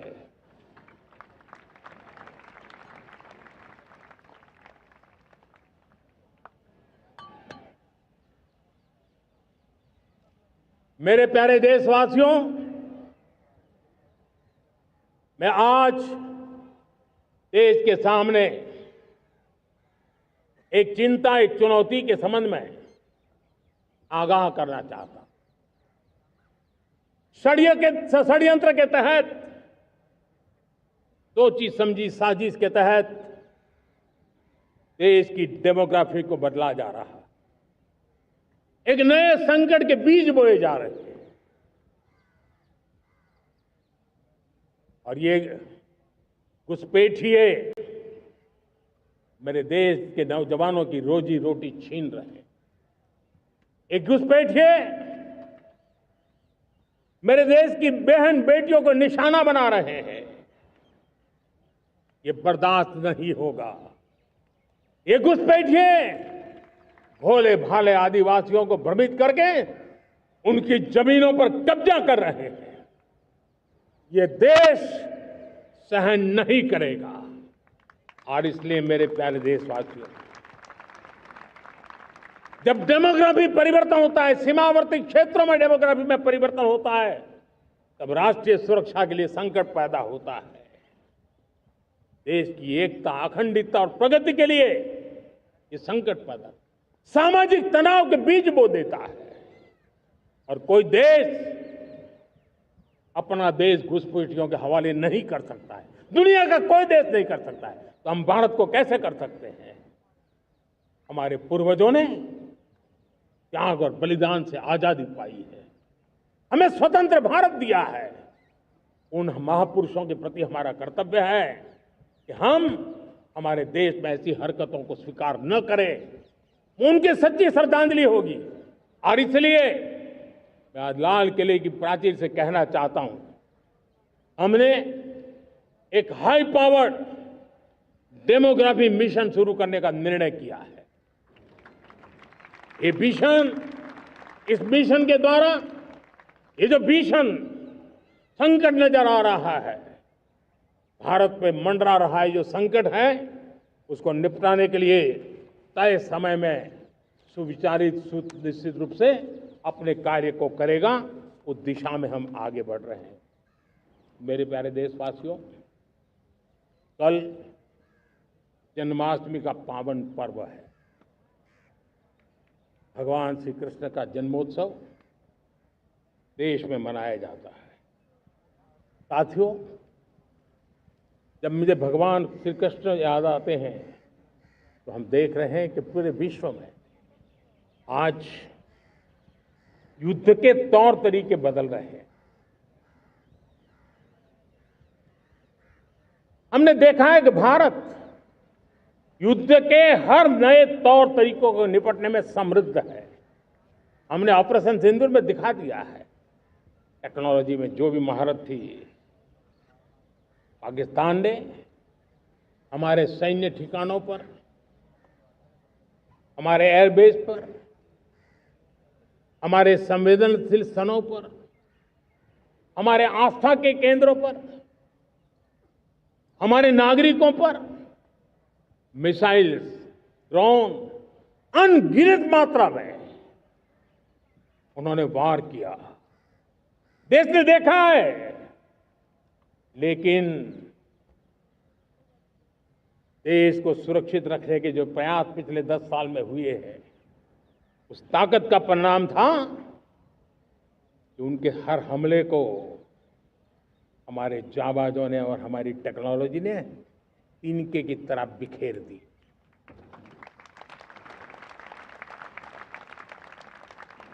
रत्ती भर नुकसान नहीं कर पाए। और इसलिए जब युद्ध के मैदान में टेक्नोलॉजी का विस्तार हो रहा है, टेक्नोलॉजी हावी हो रही है, तब राष्ट्र की रक्षा के लिए, देश के नागरिकों की सुरक्षा के लिए हमें भी, हमने जो आज महारत पाई है, वो महारत का और विस्तार करने की जरूरत है। हमने आज जो महारत पाई है, उसको लगातार अपग्रेड करते रहने की आवश्यकता है।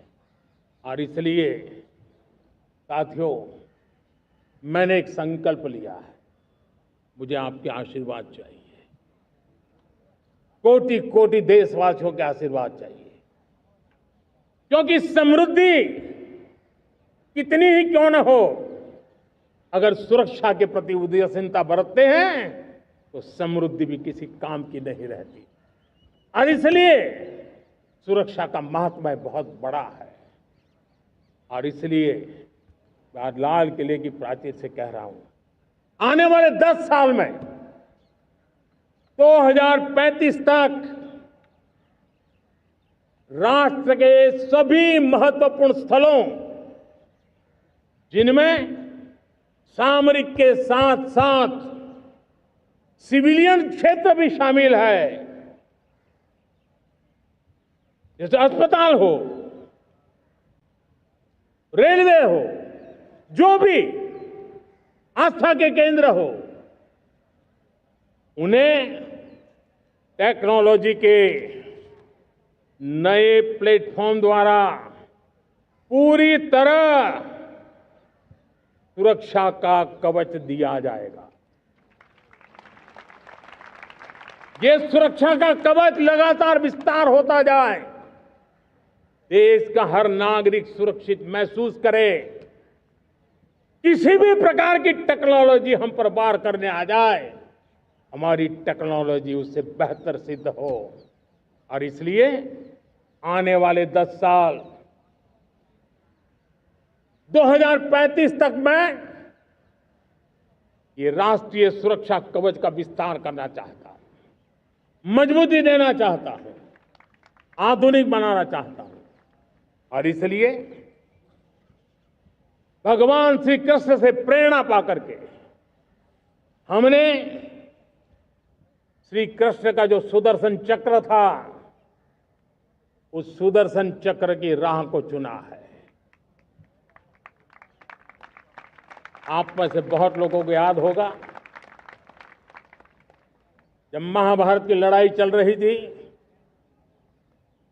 श्री कृष्ण ने अपने सुदर्शन चक्र से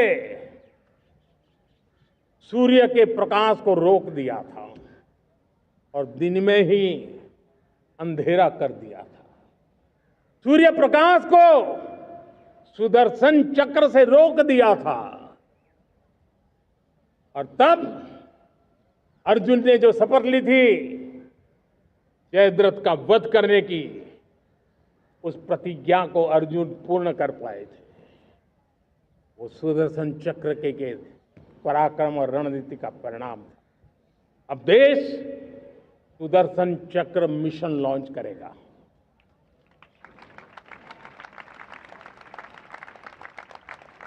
ये मिशन सुदर्शन चक्र एक पावरफुल वेपन सिस्टम दुश्मन के हमले को न्यूट्रलाइज तो करेगा ही करेगा, लेकिन कई गुना ज्यादा दुश्मन पर हिट बैक करेगा।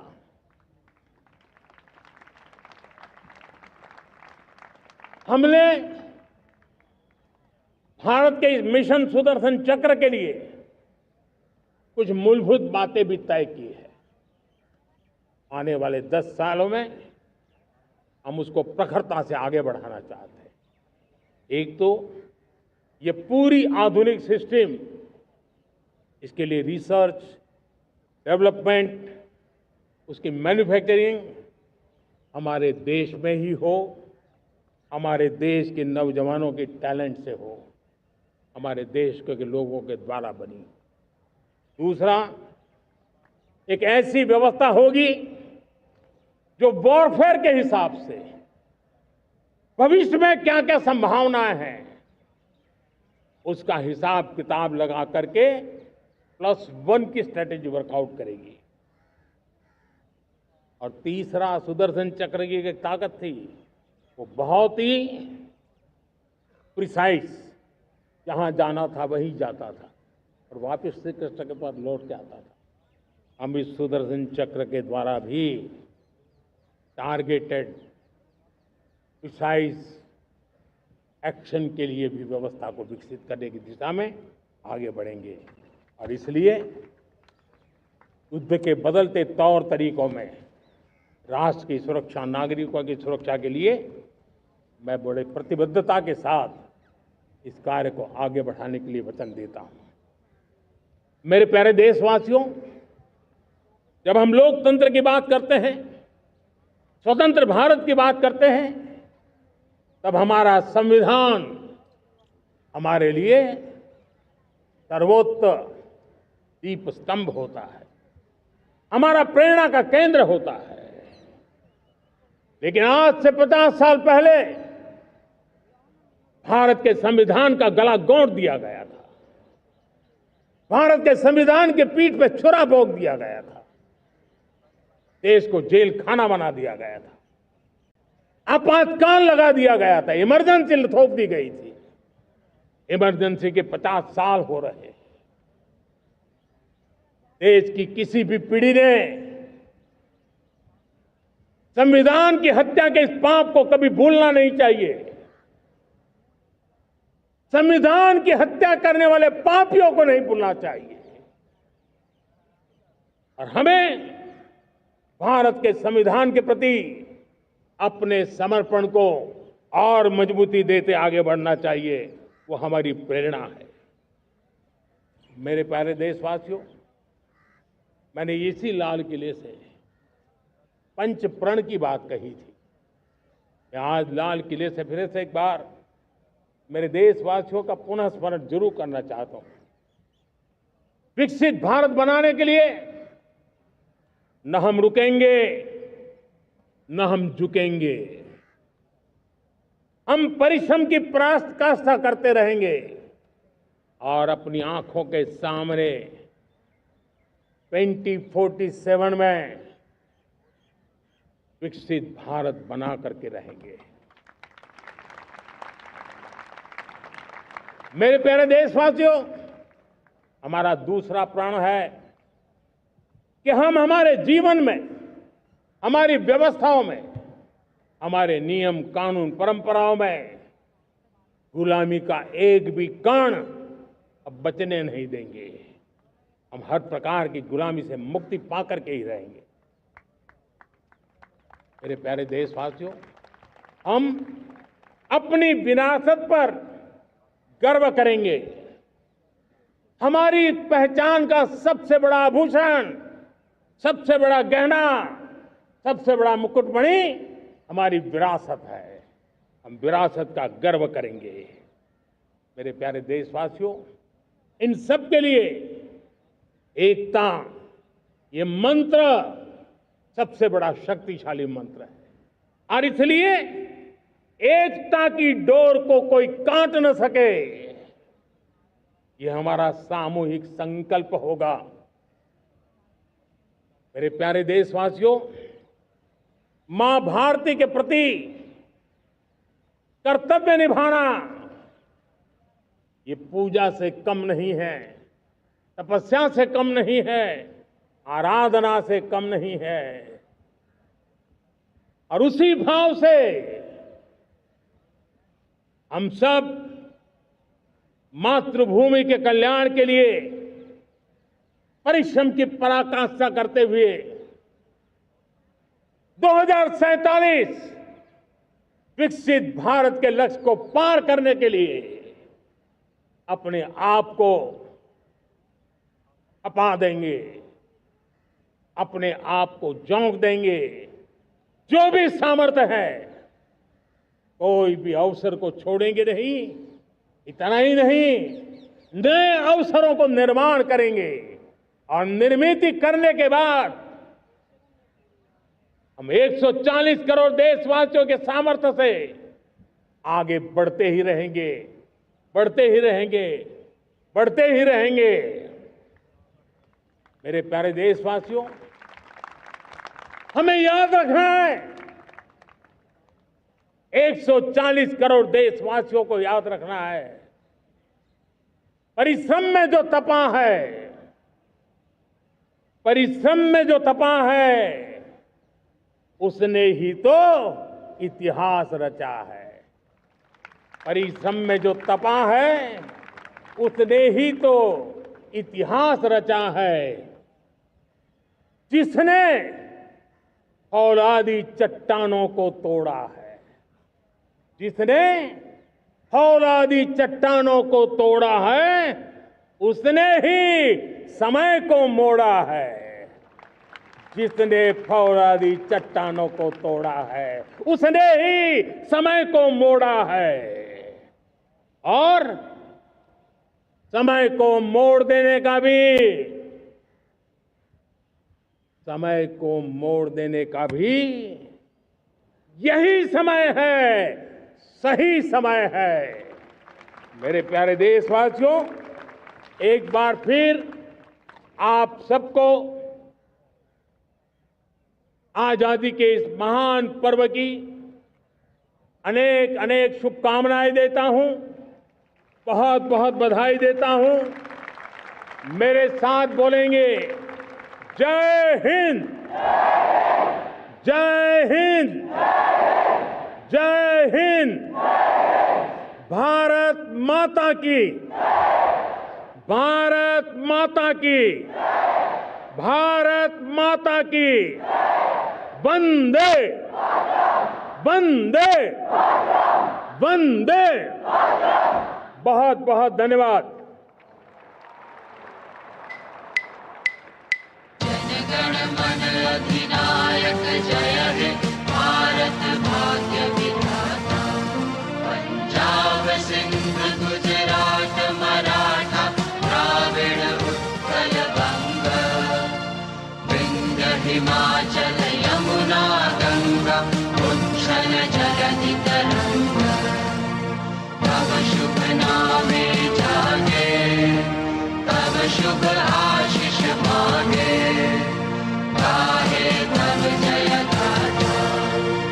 जनगण मंगलदायक जय हे, भारत भाग्य विधाता। जय हे, जय हे, जय हे, जय जय जय जय हे।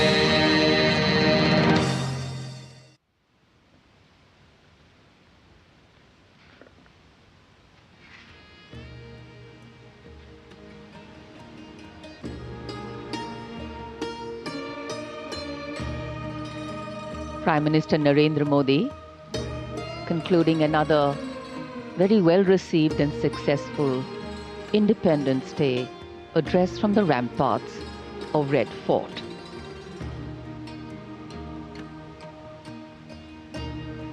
Nation building can have different lenses. The power of being one, the exclusion of none, and the empowerment of everyone. And as the Prime Minister outlined, the road India is on is one of powered growth, fast